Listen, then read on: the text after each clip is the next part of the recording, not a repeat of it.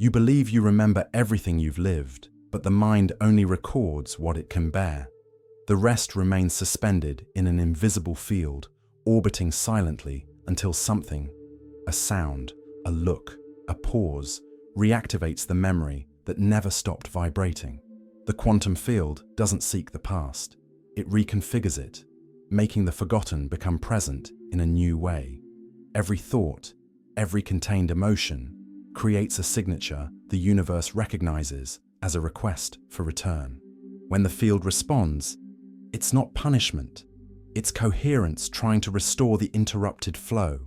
And it's in this meeting between what one wishes to avoid and what must be seen that true awakening begins.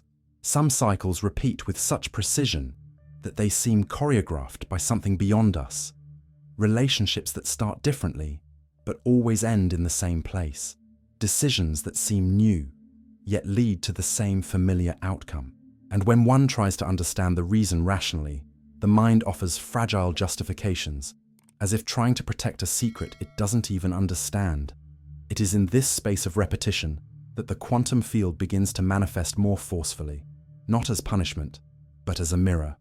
It reflects what vibrates below the level of consciousness, the energetic pattern that shapes the invisible plot of life. Living within these patterns is like walking in circles through fog. You feel the weight of fatigue but can't identify where it comes from. Situations change faces, contexts, times, but the essential feeling remains the same. A mix of frustration, helplessness, and the sense of being on the verge of understanding something that always slips away. The mind tries to explain, it blames fate, others, chance, but none of these narratives sustain the relief one seeks. What truly imprisons is the distance between what is felt and what is acknowledged as being felt. At this point, the field acts like a magnifying glass. It amplifies the densest frequencies until they become perceptible. A casual comment, a gesture from someone close, a seemingly small loss. Everything turns into a trigger, not to hurt, but to remind. When pain returns for no apparent reason, it's the field signaling that there's emotional information trapped somewhere in your system. It vibrates out of sync with the rest, asking to be reintegrated.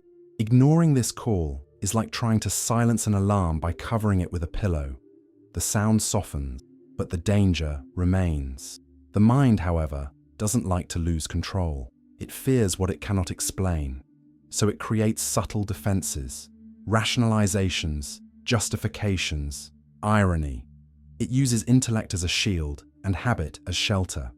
It's an ancient mechanism, almost biological, aimed at survival. The problem is that surviving is not the same as living. By remaining trapped in the zone of predictability, consciousness loses contact with its ability to create new realities. The quantum field responds to the observer's vibration. If that vibration is fear, the field offers repetitions that confirm the safety of the familiar, even when painful. Every repeating pattern is the field's attempt to restore coherence. It doesn't punish, it reveals. It shows through synchronicity, recurrence, discomfort. When something hurts in the same way across different contexts, it's a clear sign that the source isn't outside, but within. And yet the tendency is to look outward, to find fault in others, adjust the scene, change the characters. It's like painting over a wall to hide a crack, without realizing the problem lies in the foundation. The field insists on showing the foundation, and until the gaze descends there, the pattern keeps repeating. There comes a point when exhaustion becomes revelation, when suffering stops creating resistance and starts creating curiosity, when instead of asking, "Why this again?" one asks, "What is this trying to show me?" That internal shift is the first sign that the observer has begun to change their frequency. It's the moment the field perceives an opening to act differently, because the field doesn't respond to what is said, only to what is felt. Words have no power unless they carry vibrational coherence. Observing one's own pattern is an act of courage. It's admitting that part of the suffering is fueled by emotional comfort zones, that the familiar, even when painful, gives a sense of identity. Many people prefer to keep the cycle going because it offers a defined role: the victim, the savior, the one who always tries and never succeeds. These are archetypes the mind uses to justify internal chaos, and maintain a minimal sense of stability. But as long as that role isn't recognized as an unconscious choice, it remains active. The moment the field begins to be observed without judgment, something reconfigures. The repetitions lose strength, like waves that finally hit a solid obstacle and dissipate. There's no miracle, only integration. The pattern doesn't vanish completely, it simply stops commanding. The observer regains the power to choose new responses, and the field adjusts to the new vibration. This process is slow, organic, and often silent. But it's in this silence that the weight begins to dissolve. The mind tries to explain, the field simply shows. When the observer learns to see without fleeing, the pattern reveals itself not as an enemy, but as a map. Each repetition is a coordinate pointing to a point of internal disconnection. Following these coordinates requires patience and sincerity, two qualities modern haste has nearly extinguished. But those who can sustain their gaze upon this mirror discover something essential. The weight was never in the pattern, but in the resistance to understanding it. There comes a moment when the desire to understand everything becomes a prison. The mind, exhausted by uncertainty, begins to build invisible walls around every experience. It believes it's protecting, when in truth, it's isolating the natural flow of the field. Control is the desperate attempt to keep pain under surveillance. But the paradox is that the more one tries to contain it, the more it seeps through the cracks of what was repressed. The field does not tolerate rigidity. Its nature is movement, oscillation, constant adjustment. And when it meets resistance, it doesn't retreat. It simply finds new ways to pass through. Control is born from the fear of getting lost. The mind fears the unknown because it offers no guarantees. Every planned detail, every calibrated emotion, every measured word is an attempt to domesticate the unpredictable. But the quantum field does not operate under the laws of the predictable. It responds to vibration, and the highest vibration only occurs through surrender. Yet surrender sounds like defeat to those who learn to survive through control. And that's why so many people exhaust themselves trying to maintain a coherence that isn't natural, a stability that costs vital energy. True harmony is not born from control, but from resonance with the flow. At the subtlest level, control is a form of resistance to the original pain, the one that was never named, perhaps born long before consciousness could understand it. When the field begins to move toward that wound, the mind creates distractions, overwork, an endless search for answers, perfectionism, a need for approval. Everything serves to avoid the encounter with what escapes language. The field, however, takes no offense at this avoidance. It waits, and as time passes, it repeats its signals with greater intensity, not out of cruelty, but out of loving persistence. It wants to restore balance, even if it must dismantle what once felt safe. When the internal structure begins to collapse, the first reaction is panic. The mind interprets the dissolution of its boundaries as a threat and tries to respond with more control. It becomes watchful, hyper-alert, overly analytical. Every detail becomes evidence of danger, every emotion suspicious. But what disintegrates is not identity, only the illusion that absolute control was possible. The field does not destroy what is essential, it only dismantles what blocks the flow. That's why life often must disorganize itself so that the essential can emerge. Control imprisons because it turns time into an enemy. Everything must happen in the right order, at the right pace, within predictable parameters. Yet the field doesn't follow human schedules. It moves by coherence, not by calendar. When an experience is ready to be released, it manifests, even if the timing seems inconvenient. The mind tries to postpone, deny, rationalize, but the field has infinite patience. It doesn't force, it persists. And every time a person tries to retake command, life offers new mirrors of loss, uncertainty, and lack of control, not as punishment, but as invitation. The paradox of control is that it promises safety, but produces tension. The body stiffens, the breath shortens, attention fragments. Vital energy stops flowing freely and begins to revolve around maintaining a state that's no longer sustainable. The field responds to this rigidity with noise, synchronicities that disrupt schedules, people who show up at the exact moment to disarm defenses, situations that seem unfair, but carry a hidden code of realignment. The greater the control, the stronger the field's impulse to break it. Universal coherence demands movement. Absolute stillness is only an illusion. Some mistake control for strength, but true strength lies in the ability to remain present even when nothing obeys personal will. The field responds to presence, not resistance. When one observes chaos without trying to fix it immediately, something begins to reorganize on its own.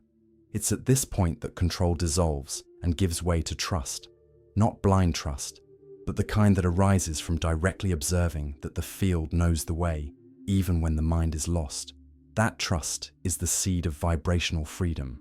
The mind, by habit, believes that letting go of control means losing itself. Yet the field reveals the opposite.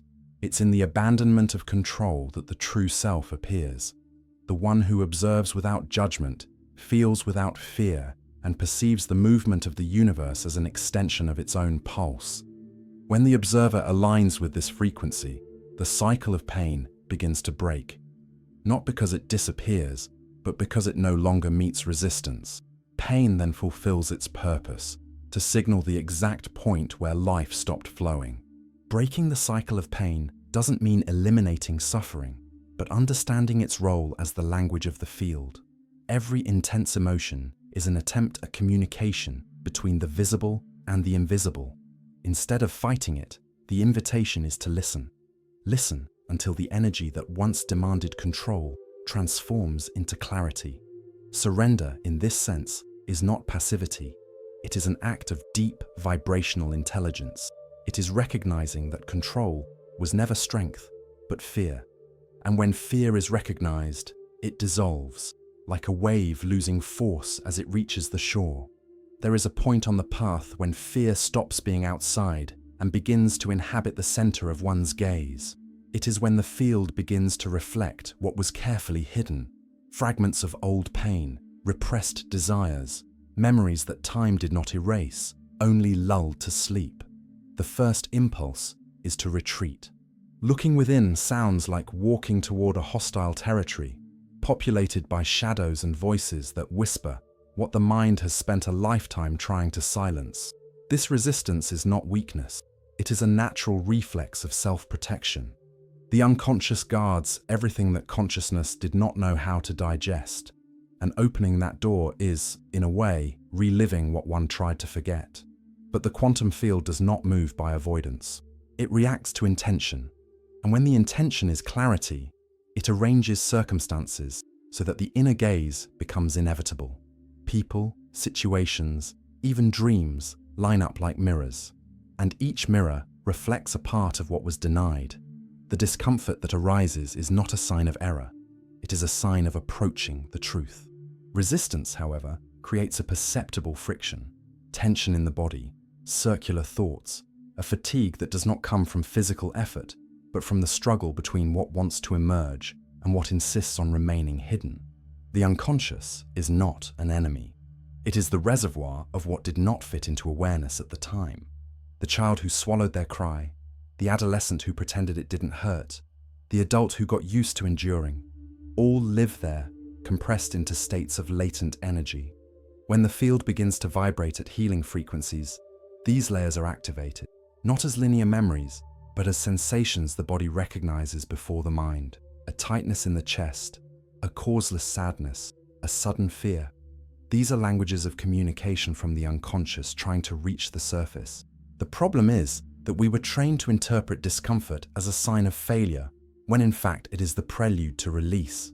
Resistance manifests in subtle ways, sometimes as haste, the need to solve quickly, to understand everything immediately, other times as distraction, diving into tasks, promises, external noise so as not to hear the inner call. And there is also resistance masked as spirituality, the attempt to transcend before integrating, to seek light without crossing the shadow. But the field does not respond to the aesthetics of elevation. It responds to vibrational honesty. It is not about speaking beautifully about self-knowledge, but about sustaining silence when the mind tries to flee from what it feels.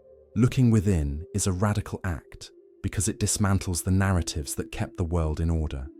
every belief, every justification, every role one assumed is called into question. The person discovers that much of what they called I was, in fact, a set of reactions shaped by the fear of being rejected, abandoned, forgotten. The unconscious reveals that pain was not only in the events, but in the interpretations. And the field, in bringing this to the surface, does not judge. It only shows. It shows until the observer tires of defending themselves and finally begins to listen. At that moment, the inner mirror becomes sharper. What once seemed like chaos begins to reveal subtle patterns. Anger, which seemed destructive, shows itself as protective energy. Sadness reveals a request for presence. Fear exposes the desire to remain safe. And slowly, what was shadow begins to become a recognized part of the whole. The field does not seek to eliminate anything. It seeks to reintegrate. Healing does not lie in erasing what hurts, but in giving it back the place that belongs to it in the system. It is this process of reintegration that will dissolve resistance. The mind fears looking within because it believes it will be swallowed by what it finds. But what it calls an abyss is, in fact, the space where the field reorganizes. When the observer sustains the gaze without fleeing, the field responds with coherence. Vibration stabilizes, memories reorder themselves, and what was once pain begins to convert into information. It is a process that cannot be rushed. It requires patience, presence, and humility. Patience to allow each layer to reveal itself at the right time. Presence to feel without trying to fix. Humility to admit that not everything needs to be understood in order to be healed. The mirror of the unconscious is relentless only with lies.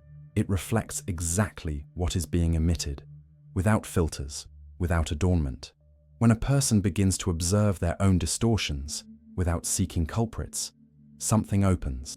The field recognizes this honesty and responds with synchronicities, meaningful coincidences, small alignments that confirm the new state of consciousness. What was resistance becomes collaboration. What was fear becomes a guide. The person discovers that shadow is not the absence of light, but the record of where the light has not yet been fully integrated. The crossing through the mirror of the unconscious does not require perfection, only sincerity. Each time the gaze turns inward with genuine intention, the field reorganizes a part of the past, and even if the old narratives try to return, they no longer find the same ground. What once generated flight now generates observation. What once provoked pain now awakens curiosity. This is how resistance dissolves, not by force, but by clarity. And from this clarity arises true freedom, the freedom to no longer need to fear one's own reflection. Forgotten emotions do not disappear, they withdraw. They remain at the edge of awareness, waiting for the moment when the field finds an opening to bring them back to the surface. They are echoes of experiences the body still remembers, even when the mind believes it has moved on.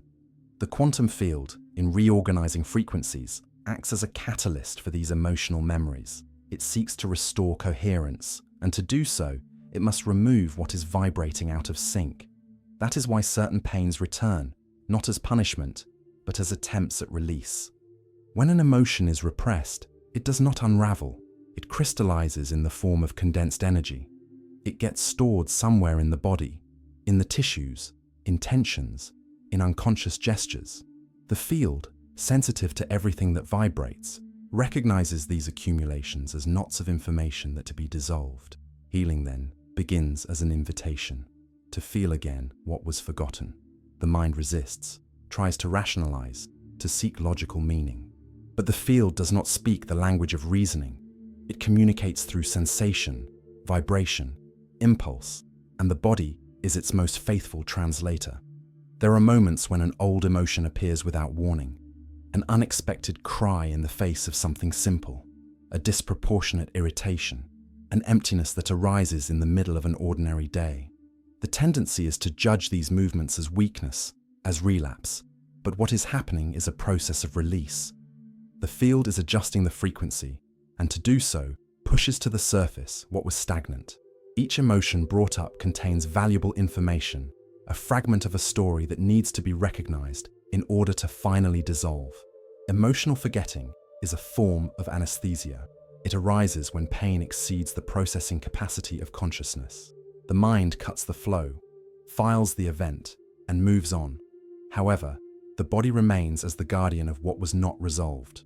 It keeps the tone of the voice that hurt, the breath that was interrupted, the stifled gesture.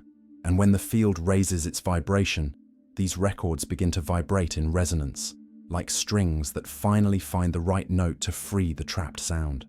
That is why healing is often relearning to feel. Culture has taught that feeling too much is weakness, that emotional stability is synonymous with control. But the field does not recognize this logic. It understands balance as movement, not immobility. Each emotion has a specific function.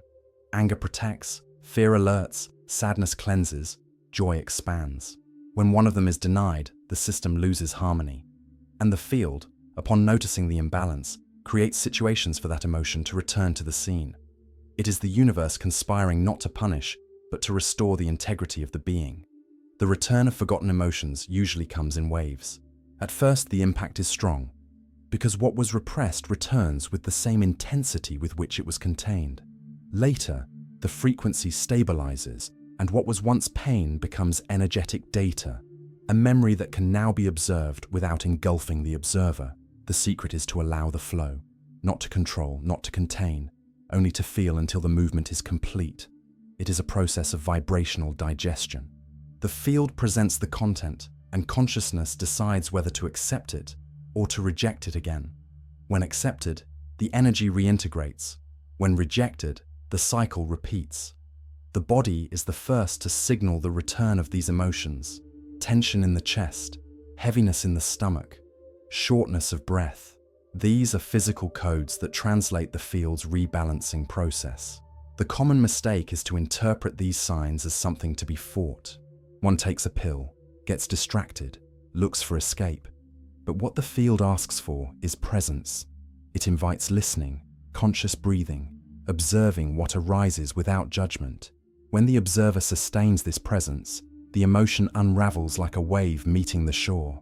Relief does not come from resistance. It comes from completeness. There is a hidden beauty in this process. Forgotten emotions, when finally recognized, reveal layers of wisdom that were buried. Pain becomes clarity, fear becomes discernment, anger becomes direction. The field, in its silent intelligence, orchestrates this return with precision. It brings nothing before the right time. When something emerges, it is because there is already enough energy to handle it. Trusting this rhythm is trusting one's own vibrational nature. At some point, the observer realizes they are not a victim of emotions, but a vehicle for them. That feeling is not being dominated. It is allowing energy to pass through the system and return to the field in a state of harmony. The tears that fall, the anger that expresses itself, the fear that is faced, all of this is the field breathing through the human body. And when the body breathes along, the density dissolves. Forgotten emotions are not enemies. They are messengers from parts of you that are waiting to be reintegrated. When the mind stops trying to fix and begins to welcome, the field finds a clear passage. What once seemed like chaos becomes music, and what once hurt begins to pulse as living energy, giving back to the being the lightness of being whole again. There is a moment when everything that has been sustained begins to crumble. Certainties crumble, roles lose their meaning, and even the body seems not to know where to lean anymore. Internal collapse is not destruction, it is recalibration. The field, upon perceiving that old structures no longer accommodate the new frequency, reorganizes everything that is in dissonance. To the mind, this process sounds like chaos, but in the language of the field, it is harmony trying to restore itself from within. Suffering at this point is not punishment. It is the natural friction of what is being dissolved. Collapse manifests as fatigue, confusion, apathy, or a heavy silence. It is as if the inner world had stopped, suspended between what no longer is and what has not yet been born. The mind tries to react. It looks for explanations, clings to the past, demands quick answers, but nothing works. The field, at this stage, does not negotiate. It asks for surrender. Not the surrender that means giving up, but the one that makes room for a new order to emerge. everything that was built on fear, on control, on escape, begins to give way. It is the beginning of vibrational decompression. When collapse arrives, it tears off the most tightly glued masks, those that protected but also suffocated. The character that seemed solid falls apart, and what remains is a void hard to name. This void, however, is not absence. It is pure field, ready to be reconfigured. Within it, the emotions that once dominated lose strength. The mind, exhausted, grows quiet. And it is in this almost uncomfortable silence that something new begins to insinuate itself, a sense that perhaps what was collapsing was never really you. Suffering, at this stage, serves as a portal. It marks the passage between resistance and revelation. As long as there is struggle, the field responds with density. When there is surrender, it responds with clarity. What changes is not the scenario, but the frequency of perception. The situations continue, but the way of relating to them transforms. Pain does not disappear completely, but it ceases to be a prison and becomes a language. It is the moment when the observer realizes that the collapse did not come to punish, but to reveal where life was being sustained by illusions. The field, as a living intelligence, needs space to act, and collapse creates this space. It dismantles false foundations so that essential energy can circulate again. The sense of loss is inevitable because the old identity dissolves along with its attachments. But it is exactly in this undoing that the possibility of truth arises.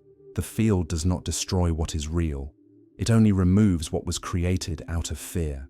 Suffering then becomes an act of vibrational purification. Each tear, each pause, each trembling breath is part of the realignment. Collapse is also a call to abandon the role of victim. It shows that nothing external has the power to disorganize what is aligned internally. What collapses is not the world, it is the narrative about it. And when a person begins to perceive this, a new clarity arises, the perception that the field has always responded precisely to the observer's internal state. Reality was never something imposed, but something continuously co-created. Suffering, seen from this angle, reveals itself as the purest sign that the time has come to change vibration. Many try to flee collapse by seeking refuge in distraction, in spiritual discourse, or in a hurry to transcend. But collapse accepts no shortcuts.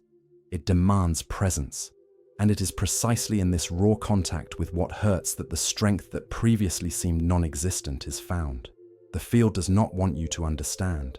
It wants you to feel. Understanding comes later, as an echo of the lived experience. Revelation is born when the observer finally stops fighting what they feel and allows life to reveal itself through their own body. There is an instant in the midst of collapse when something changes direction. 1 second before, there is fear. 1 second after, there is lucidity. It is the same world, but the gaze is different. What seemed like an end begins to reveal itself as a beginning. Tears, once signs of weakness, become evidence of release. The body relaxes, the mind quiets, and the field stabilizes. Suffering has not disappeared, but it has lost command. The observer has emerged, and when this recognition happens, something deep is kindled. A kind of silent peace, a trust that depends on nothing. It is the birth of a new coherence, the awareness that everything that collapsed was only making way for what had always been trying to be born. In that instant, pain converts into light, and collapse reveals its true name, transformation. Internal collapse is the point at which the mind bows to the intelligence of the field. It is when the I finally understands that it no longer needs to hold the world up alone. There is a greater, invisible force that knows the way, and when one allows oneself to be guided by it, suffering ceases to be an enemy and becomes an instructor. If you have come this far, and some part of this process echoed within you, if some memory, emotion, or sensation moved while you were reading, allow yourself to recognize it. Write in the comments the sentence, "I allow the field to show me what I need to see." And if this reflection touched you, like it so that more people can find this same turning point between collapse and revelation. There is a pain that does not scream. It settles in silently, with subtle gestures, and remains for years without truly being named. It is the pain born from refusing to look at what is asking to be seen. The mind pushes it into the dark corners of consciousness, trying to turn the invisible into the non-existent. But the field does not forget. It records every vibration, every contained emotion, and keeps the record active until the observer is ready to confront it. What hurts the most, paradoxically, is what most longs to be recognized, because what is not seen does not dissolve, it only repeats. This silent pain manifests in subtle patterns, a constant discomfort, an irritation without cause, a sense that something is missing even when everything seems in order. It appears in the pauses between thoughts, in the instant when control relaxes and the unconscious has space to express itself. The field uses these openings to bring to the surface the information that still vibrates out of alignment. Every unresolved emotion is a fragmented frequency seeking reintegration. And when that frequency begins to surface, the body feels it first. The mind tries to interpret, but the body already knows. It is time to see what was avoided. There is a deep logic in this process. The field seeks coherence, and coherence is only possible when everything that is divided returns to occupy the same space. That is why what wounds the most is precisely what holds the key to integration. Pain is a vibrational reminder that there is something within the system that still believes itself separate from the whole. And as long as this separation persists, the field will keep presenting mirrors, situations, and people that provoke the same point of pain. Not as punishment, but as a loving reminder that there is still something to illuminate. The act of denying what hurts creates a paradox. The more one tries to avoid it, the stronger the signal becomes. The energy of pain is like a magnetic field. The more resistance it meets, the more intensity it generates. The mind believes it is protecting itself, but it is only feeding the circuit. That is why true relief does not come from escape, but from acceptance. To see what hurts without judgment, without trying to fix it, just see. This pure seeing has a healing power because it dissolves separation. What was once an enemy becomes a part, and when pain is seen as a part, it ceases to be a threat. The act of seeing what hurts requires courage, not heroic courage, but the quiet courage to remain present when everything inside begs to flee. The field recognizes this willingness and responds immediately. When the observer decides to look within without seeking control, the field changes frequency. It opens pathways for the imprisoned emotion to find passage. Energy begins to circulate, the body relaxes, and suffering turns into movement. Pain then reveals itself as pent-up vital force, energy that was waiting for permission to return to the flow. Each time pain returns, it carries a different message. At first, it is pure resistance, the impact of reliving what was avoided. Then it becomes revelation. It shows the point of origin, the moment when something within you disconnected from your own truth. And finally, it turns into wisdom, a vibrational record that, once integrated, begins to act as a guide. Healed wounds do not disappear. They become compasses. They indicate when something starts to drift from alignment, when the heart begins to deny what it feels. Thus, what once was a source of pain becomes an instrument of awareness. The field, with its quiet precision, brings nothing that the observer cannot sustain. When what hurts most begins to emerge, it is a sign that there is already enough energy to face it. Suffering does not come to destroy, but to reveal the degree of strength that was hidden beneath the surface. Each time the gaze turns inward and faces the wound without fleeing, a part of consciousness awakens. It is life remembering itself through what once seemed impossible to bear. What hurts the most is always what most wants to be loved. And love, in this context, is not an idealized feeling, but total presence. To love is to allow pain to exist without trying to change it. It is to offer attention where there was once denial. When this happens, the field responds immediately. Synchronicities align, tensions ease, repetitions cease. The system's vibration rises, not by miracle, but by integration. Pain has fulfilled its function, to lead back to unity. The mind resists this idea because it associates pain with loss. But from the field's perspective, pain is only the sound of transformation.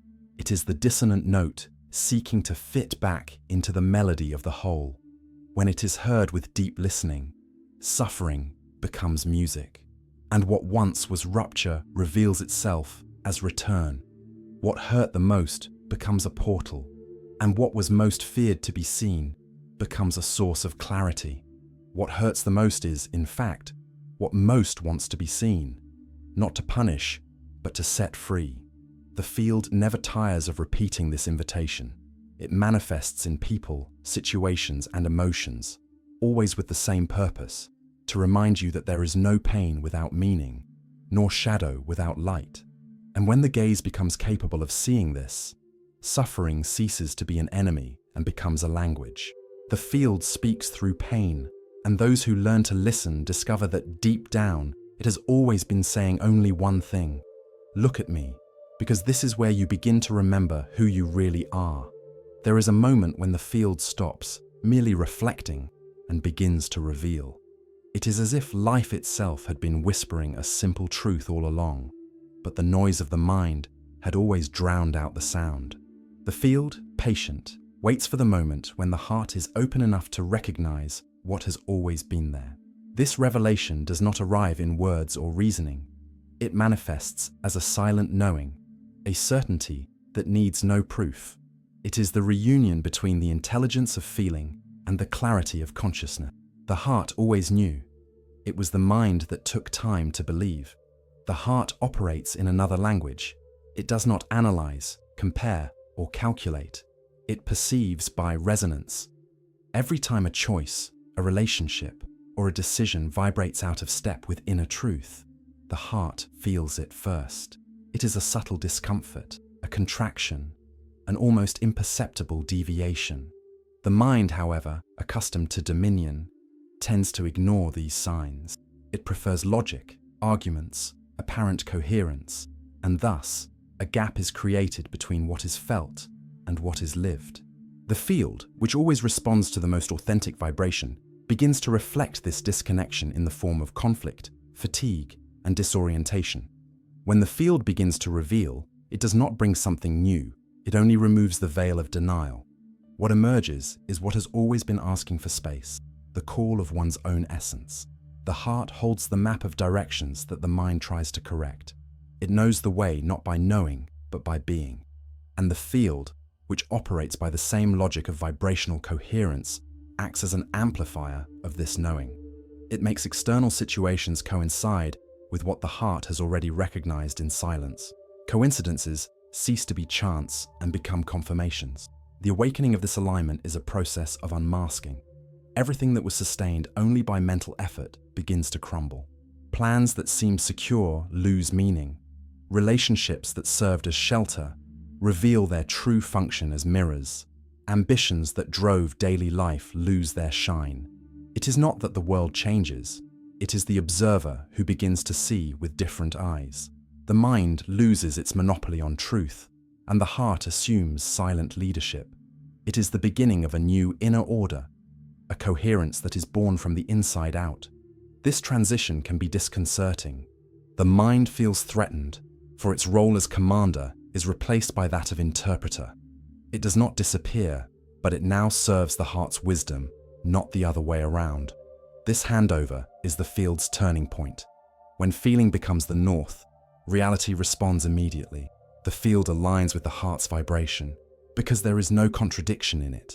Every choice made from that place generates synchronicities, unexpected encounters, and a sense of flow that once seemed unattainable. The heart is the point of coherence in the human system. In it, the field finds the frequency of greatest stability. When one lives in dissonance with feeling, the body tires, the mind fragments, and time seems scarce.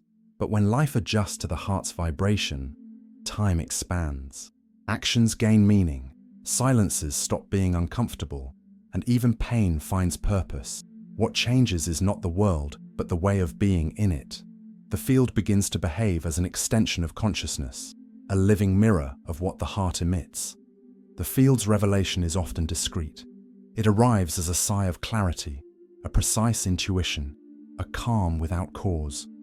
And in that instant, The observer understands that truth does not need to be sought, only recognized. The mind may doubt, but the body confirms.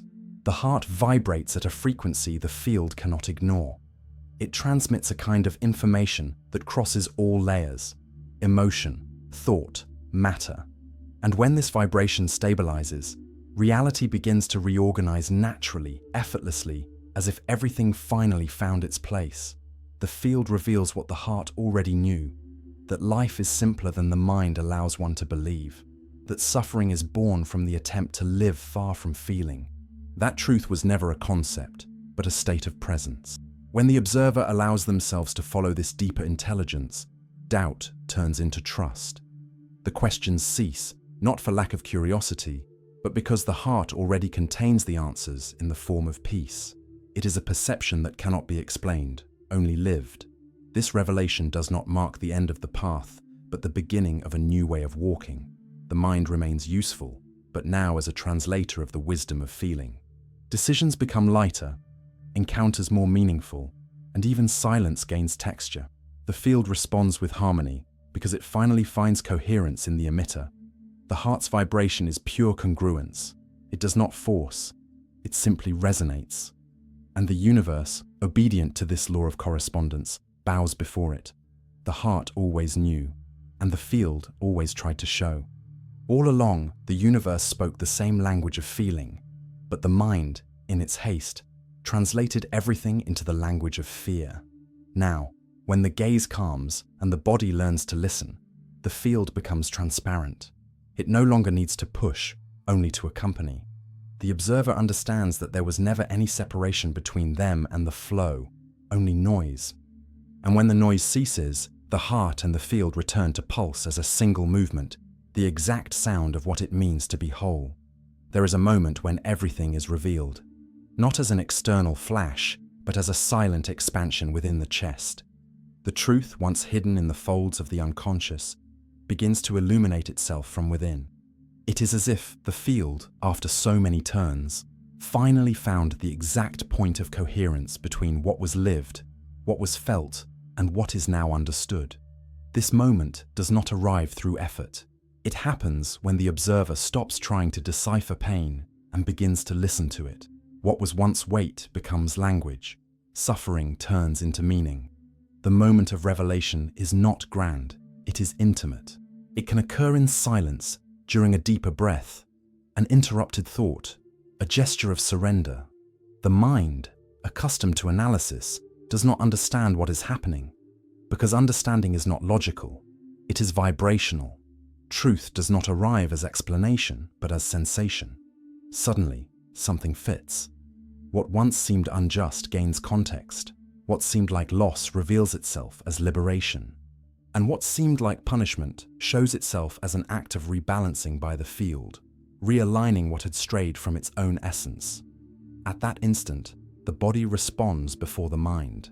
There is physical relief, a light expansion that spreads from the chest to the shoulders, as if the weight of an entire story had finally dissolved. The field, upon reaching coherence, returns a sense of harmony to the system.